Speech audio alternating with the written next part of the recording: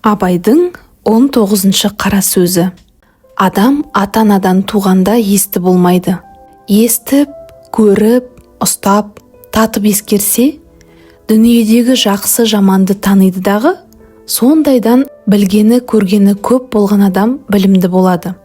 Естілердің айтқан сөздерін ескеріп жүрген кісі өзі де есті болады. Әрбір естілік жеке өзі іске жарамайды. Сол естілерден естіп, білген жақсы нәрселерді ескерсе, жаман дегеннен сақтанса, сонда іске жарайды, сонда адам десе болады.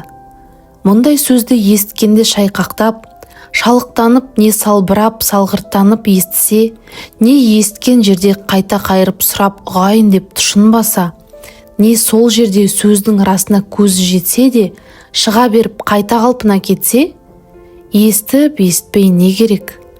Осындай сөз танымайтұғын елге сөз айтқанша, өзіңді танитұғын шошқаны баққан жақсы деп бір хакім айтқан екен. Сол секілді сөз болады.